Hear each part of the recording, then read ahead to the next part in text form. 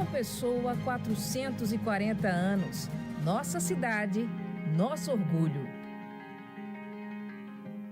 Bom dia mais uma vez a todos vocês ligados, a você ligada, a você ligado aqui no programa Minha Cidade. Todo final de semana a gente aí interagindo, você aí, a gente aqui na TV Arapuã Band, levando muita positividade para a sua família.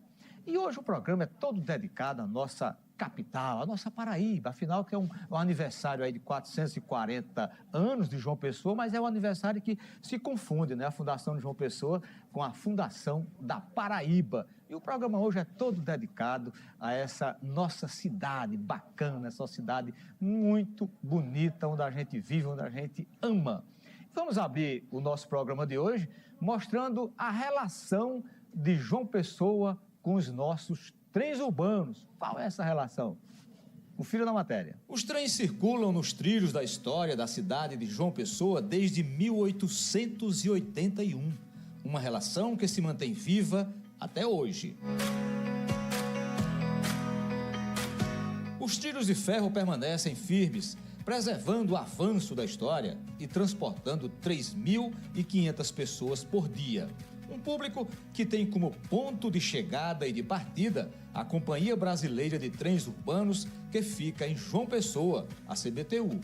Cada passageiro apresenta uma motivação nessa relação com os trens que chegam e que partem da capital paraibana. Eu acho muito boa essa trem, porque beneficia muito o povo, né? O povo carente que não tem dinheiro para pagar, e agora pena que muitos não dá valor, né? Destrói, acaba. Ele devia beneficiar mais, né? Zelar mais para os trens. Transporte bom, ar-condicionado, trem novo, confortável, né? Não faz muito calor, é muito bom. Mas eu gosto pela praticidade, custo-benefício também, né?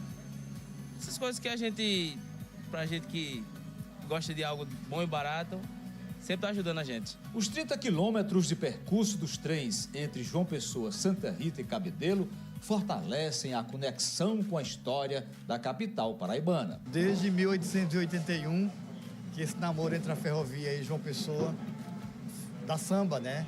Dá sucesso. E a gente vem contribuindo para o desenvolvimento da cidade, da capital e do estado, sempre com qualidade do transporte, com a pessoa vindo para cá, passeando, é importante. A gente saiu da Maria Fumaça, onde o trem era movido a lenha, depois aquele outro, a gente chama de trem antigo, né, movido a diesel, e esse também movido a diesel, que é o VLT, que é mais moderno, climatizado, tem mais conforto e também mais rápido. E aí vocês transportam hoje quase 4.000 pessoas diárias? A gente transporta em média 3.500 a 4.000 pessoas por dia, né? E a gente tem capacidade de transportar muito mais. A tendência é que no futuro a gente tenha uma ampliação no número de estações e aí a gente consiga atrair mais gente para o sistema. E o trem é todo dia? O trem é todo dia, de segunda a sábado. A gente só para aos domingos, que é para dar um descanso na composição, mas na segunda-feira, logo de 4h30 da manhã, a gente já começa a funcionar. 440 anos sobre os trilhos. Pois é, e que venham mais, né? E festejaremos muito mais com o crescimento da ferrovia, que a gente acredita que ela tem tudo para melhorar, para oferecer transporte de qualidade, acessibilidade e mobilidade à população de João Pessoa, que precisa ter qualidade no seu transporte. Com a nova chegada, né, do VLT, que expandiu muito em Recife, João Pessoa, Natal, e faz lembrar muito bem, né, que esses trens mais novos, né, que chegou há pouco tempo, há poucos anos, faz lembrar muito bem as locomotivas, né, a vapor na época, nesse período, que era aquela de antiga Maria Fumaça, que meu pai passava a história pra gente, que eu era garoto, e depois chegou aquelas locomotivas, a 0900, a 0800, que é o código da locomotiva diesel, né, que fazia os trens de carga e também trem de passageiro, né? Os trens viajavam de carga puxando 80, 100, 120 vagões, com 3, 4 locos atrelada, né? Porque uma locomotiva só, não tinha como puxar todos os vagões, né? Então tinha que atrelar 3, 4 locomotivas para puxar 80, 100 vagões de carga. Esse pátio aqui de João Pessoa era superlotado de trem de carga, né? E trabalhava 24 horas a noite toda. Então essa trajetória do trem de carga, essa trajetória do trem de passageiro, que era do tempo da antiga Refesa, que quando eu cheguei aqui em João Pessoa, a Refesa ainda existia. Os vagões de passageiro tinham o nome Rede Ferroviária Federal, né? E a locomotiva que começou a ter o sucesso aqui em João Pessoa na era do governo João Buriti, o Buriti, o governador, né? Que ele restabeleceu essa trajetória de Santa Rita até Cabedelo Santa Rita em 1982. Foi feita a reabertura.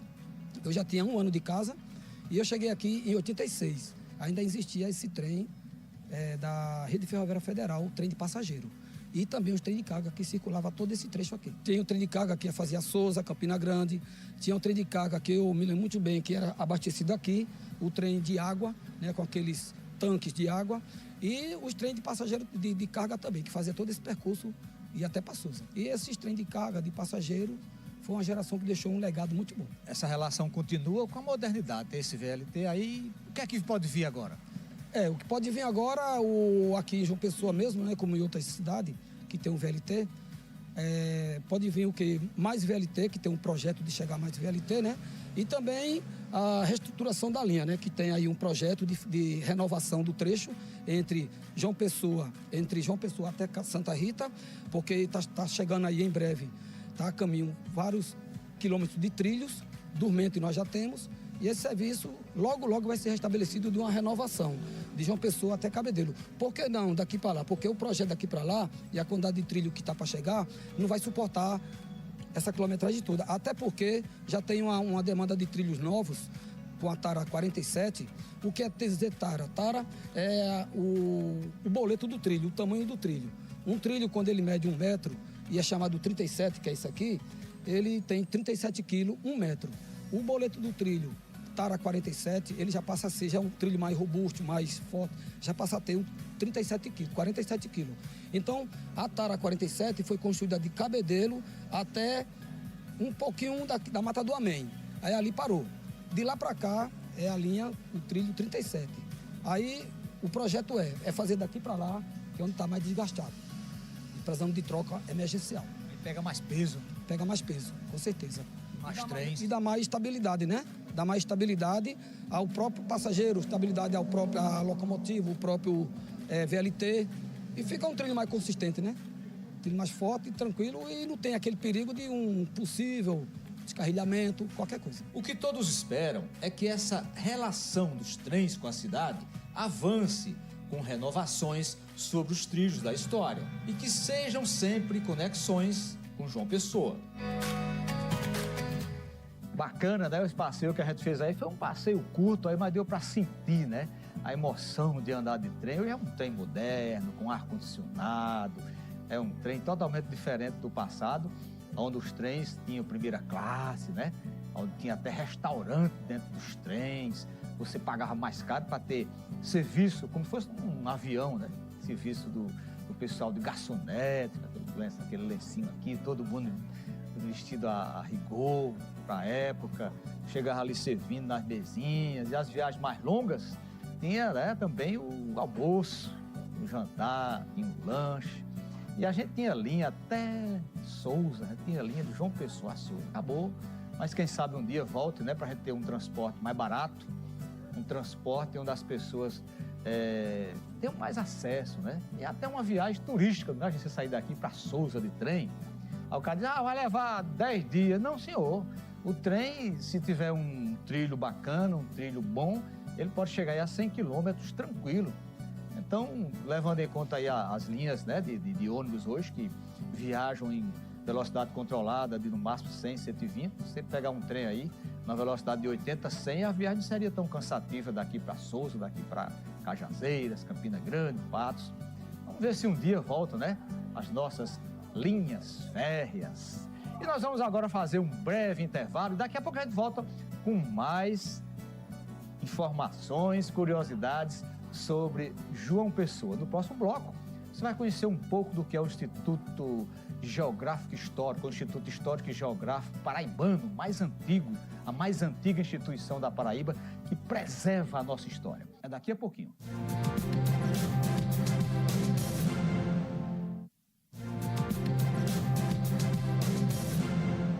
Estamos de volta com o programa Minha Cidade. Muito obrigado pela sua audiência, pela sua companhia. E ainda nesse clima de aniversário de João Pessoa, né? 440 anos. É na próxima semana, terça-feira, dia 5. Mas a gente já está nesse clima bacana dos 440 anos de nossa linda capital. E estamos agora aqui ao lado de uma figura histórica doutor em História, formação de historiador, Jean Patrício, e presidente do Instituto Histórico e Geográfico da Paraíba. Nós estamos aqui nesse local, né? Está bacana aqui em João Pessoa. Você que nunca visitou, precisa vir aqui. Fica pertinho, muita gente não sabe, fica ao lado daquele prédio do INSS. Subiu a lagoa, do seu lado direito vai estar o prédio do INSS, ao lado esquerdo vai estar o Instituto, um local riquíssimo em história, em preservação da nossa memória. E é sobre esse assunto que eu vou conversar agora com o Jean Patrício, que é um especialista, tem formação mesmo, além de tudo é presidente do Instituto, né? Vai falar pra gente aí o que é que isso aqui entra aqui e fica perdido com tanta coisa, doutor Jean, com tanta coisa bacana, com tanta memória, com tanta relíquia. É um prédio antigo, é um instituto antigo, desde 1905 que ele existe. Seja bem-vindo aqui ao programa Minha Cidade. Muito obrigado, é um prazer muito grande estar falando aqui para todos os seus telespectadores. Pois é, Jair Maci. A gente tem aqui uma instituição que foi fundada no dia 7 de setembro de 1905, uma instituição que foi fundada por 51 intelectuais que à época tinha à frente o governador Álvaro Machado, e era uma instituição que foi criada com duas perspectivas, né? Com duas vertentes. A primeira delas, de preservar, né? Preservar os documentos que contam a história da Paraíba. O segundo é contar essa história da Paraíba e também trabalhar a questão da geografia. Só para você ter uma ideia, quando a gente fala em preservar, nós temos aqui dentro desse espaço, aqui dentro desse prédio, nós temos aqui praticamente 70 mil livros e documentos que contam a história do estado da Paraíba, a história do Brasil, a história da nossa cidade. Nós temos também um acervo muito grande na parte do meio ambiente, na parte de geografia. E quando você fala também de contar essa história, nós temos uma revista, não é? Fora os livros que os sócios aqui publicam, mas nós temos uma revista que está em circulação desde 1909. Eita, data bem pertinho da fundação. 1909, não é? Que é uma revista que se escreve sobre temas da geografia e da história do nosso estado. Então, a instituição foi fundada em 1905, tem 120 anos é a instituição cultural mais antiga em funcionamento do estado da Paraíba. É uma instituição que, nesses 120 anos, nunca fechou, sempre se manteve aberta, pujante, e praticamente toda a intelectualidade na área, todos esses intelectuais na área da história, da geografia, das ciências humanas, ciências sociais, passaram aqui pelo Instituto. Vou citar alguns exemplos para você. Por exemplo, Maurício Furtado, o pai do economista Celso Furtado, foi nosso presidente. Ademar Vidal, que foi secretário do governo de João Pessoa, foi nosso presidente. Se você observar o Cônego Florentino Barbosa, que tem livros sobre a história da Paraíba, então várias pessoas aqui, na atualidade, o deputado Ramalho Leite, né, Deusdedito Leitão, então essas pessoas foram várias pessoas que ou foram presidentes, o próprio Humberto Nóbrega, que foi reitor da universidade, então essas pessoas passaram aqui e deixaram um legado, Afonso Pereira, deixaram um legado aqui dentro da instituição. Então são 120 anos, nós temos até se me permite, uma curiosidade, nós temos um sócio aqui, e essa história não é brincadeira, eu fiquei até surpreso e com muita alegria. Nós temos um sócio fundador que está num processo de beatificação. Dom Urico foi sócio aqui. Dom Urico, né, do orfanato Dom Urico, ele foi fundador do Instituto, foi um sócio muito ativo aqui na instituição, com aproximadamente 10 anos, ele ficou aqui conosco, aproximadamente 10, 15 anos. E eu vim contar essa história, que é um processo aí que está em curso aí no Vaticano. Mas são as curiosidades da instituição, que é uma instituição rica, é uma instituição, o próprio José Américo de Almeida foi nosso sócio. E nós estamos aqui num prédio que é desde 1956. Estamos há 70 anos aqui no Centro Histórico da cidade. E é um local acessível a qualquer pessoa, né? Pode procurar aqui, entrar para visitar e conhecer essa beleza. Aqui é acessível, né? É uma instituição que é aberta ao público pela manhã e à tarde. Né? Nós temos uma equipe aqui de arquivistas e bibliotecários para atender... Até sexta, né? Até sexta-feira, né? Para atender a demanda da população. Nós recebemos muita gente aqui. Nós temos também um projeto que é o IHGP Vai às Escolas, que nós levamos toda a estrutura da instituição para as escolas públicas, né, do estado da Paraíba, da capital. Estamos agora querendo interiorizar essas ações. Ontem mesmo eu tive uma defesa pública desse projeto na Secretaria de Educação, em que a instituição realmente tem um trabalho, presta um serviço muito, muito importante para a população da cidade, para a população do estado. Só para a gente estar falando também dos 440 anos da cidade de João Pessoa, O Instituto está organizando um grande seminário, uma audiência pública sobre o Marco Zero da cidade de João Pessoa. Não é? Ontem mesmo tivemos uma reunião com Sua Excelência, o secretário de Inovação e Tiago Luciano, foi muito receptivo. Nós vamos fazer esse seminário agora no mês de agosto. E nós temos um acervo também muito interessante, um acervo fotográfico, né? sobre o próprio desenvolvimento na cidade de João Pessoa. Tem muita coisa aqui, muita coisa do Instituto. Eu estou aqui há 12 anos como sócio, apresenta 4, mas eu confesso a você que ainda hoje a gente não tem a real dimensão do acervo. É um acervo muito grande. Tem acesso a tudo, né? A gente tem documentos aqui de 1660. Então, é uma documentação gigantesca. Jornais, hemeroteca, pinturas, né? Nós temos um desdobramento desse instituto, que é no Museu da Cidade. Todo o acervo físico do presidente João Pessoa está lá. A mesa onde ele foi morto, a mesa de material de trabalho dele, fotografias, então pinturas. Então, é essa instituição que nós convidamos que as pessoas venham aqui, se interessem, porque eu costumo dizer o seguinte: essa instituição é uma instituição privada sem fins lucrativos. É composta de 50 sócios, eleitos em assembleia geral, são sócios vitalícios, e a gente costuma dizer que nós somos os guardiões. Mas isso aqui pertence ao povo da Paraíba. Justamente. Então a gente tem muita coisa aqui sobre a Brasil Colônia, Império, República. Vocês têm tudo catalogado por período, é? Temos tudo catalogado por período. Para você ter uma ideia, nós fizemos agora, a sua amiga Elivelto fez uma reorganização, não é? E nós temos, esse trabalho está sendo refeito. Nós conseguimos avançar na parte de toda dessa documentação aqui, onde esse espaço que vocês estão aqui é a Biblioteca Irineu Pinto. A gente conseguiu fazer essa parte aqui, que é a parte térrea, mas agora a gente está avançando na parte de obras raras, que é um outro setor da instituição. E estamos avançando bem nesse sentido e acreditamos que até o final do ano conseguimos fechar esse ciclo aqui dentro da instituição, né, fazendo essa reorganização de todo o acervo, que é um acervo, repito, um acervo muito grande. Riquíssimo. É um acervo muito grande. Só a parte de pinturas aqui, nós temos, por exemplo, vou citar um exemplo para você, Venâncio Negro, que é uma praça, que é o Pavilhão do Chá. Nós temos uma pintura enorme, um quadro dele enorme, guardado. Pintado aqui. Mas está exposto? Está exposto, tá lá em é cima. do acervo da instituição. O José Américo de Almeida foi o governador. Nós temos um quadro pintado de 1953 aqui. Então, você vai andando aqui dentro e vai se deparando. Por exemplo, nós tivemos recentemente um fato muito curioso. O nosso arquivista, que é Elivelto, colocou uma situação que me chamou muita atenção. A gente vendo convênio com a universidade, disse: olha, a gente está precisando de um tradutor de francês. Eu fiquei olhando para ele: tradutor de francês?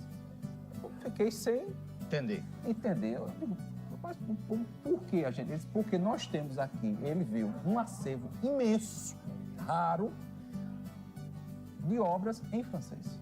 Então, a gente não sabe, é raro, é de história, mas a gente não domina tudo, né? Então, é necessário uma pessoa que traduza para a gente ter uma ideia, para você ver a riqueza. É verdade.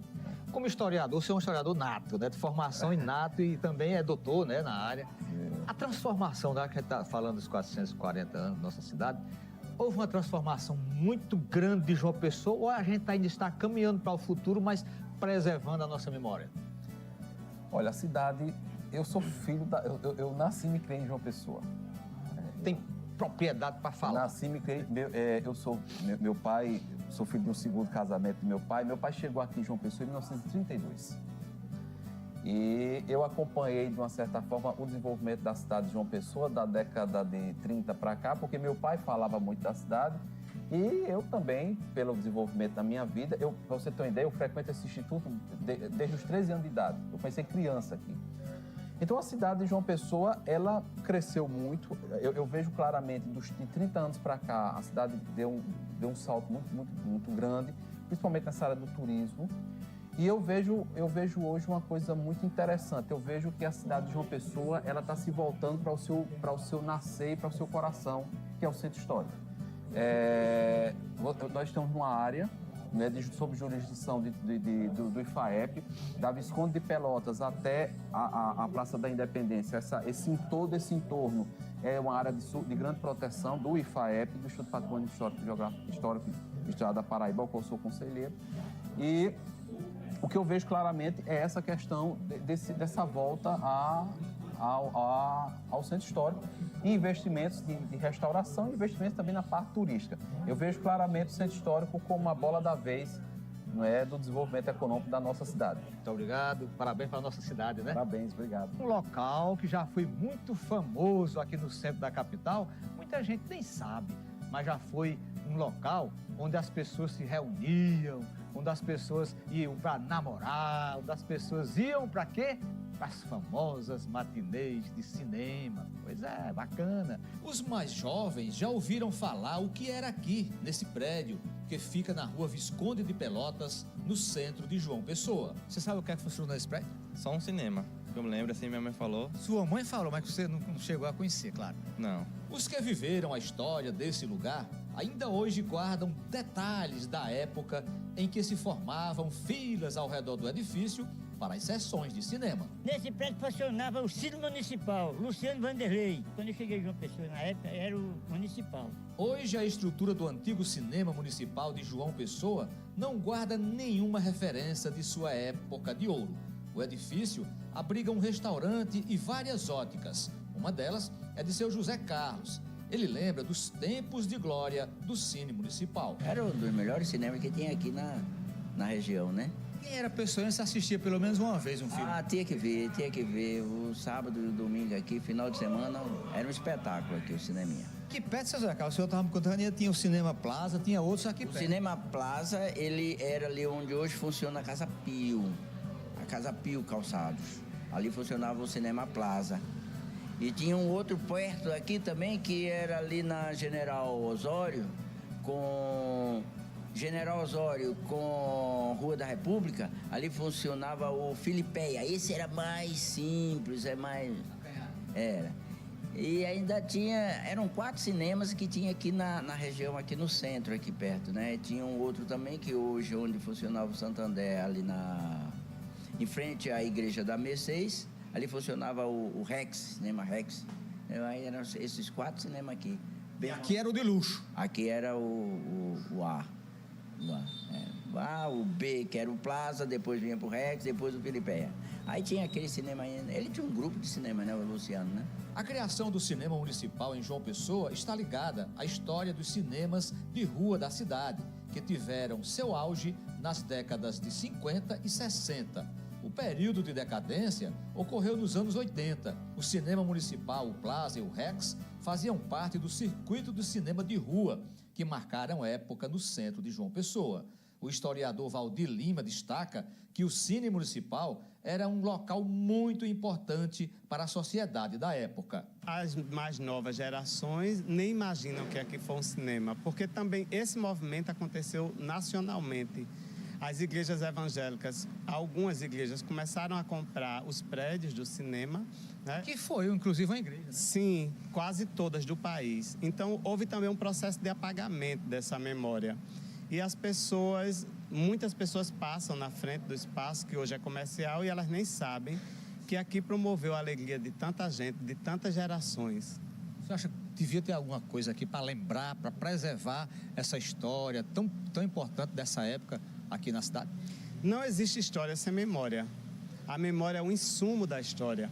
Então, é importante que haja pelo menos uma identificação do prédio, dizendo o que ele já foi, né? Já não se pode resgatar porque o tempo não volta, mas pelo menos lembrar, sinalizar o que já foi, né? Para que as futuras gerações e as atuais também entendam a importância deste lugar para a memória das pessoas que gostam de cinema. O Cine Municipal foi inaugurado pela Companhia Exibidora de Filmes S.A., da qual fazia parte o paraibano Luciano Vanderlei. Não só ele, mas aqui no centro nós tínhamos, podemos dizer, um complexo de cinemas, né? Nós tínhamos tinha o Plaza, e era um espaço de entretenimento para a capital e para as cidades vizinhas. Era um espaço em que as pessoas poderiam marcar encontros, vir namorar, conversar, marcar um bate-papo com uma pessoa amiga, né? Aproveitava e assistia o filme. Tinha pessoas que ficavam horas, sessões após sessões, assistindo, faziam disto a sua programação. E movimentava também a cena cultural da cidade E o próprio centro da cidade, o comércio, né? Serviços como lanches, transportes. Escurinho do cinema, chupando drops de anis, longe de qualquer problema, perto de um final feliz. Então, bacana, esse foi o nosso programa dessa semana, dedicado totalmente às memórias, à história de João Pessoa, a cidade mais bonita do Brasil. É o Sistema Arapuã presente em cada capítulo dessa trajetória. Muito obrigado pela sua audiência, pela sua companhia de todo o final de semana. E até o nosso próximo encontro, se assim Deus permitir.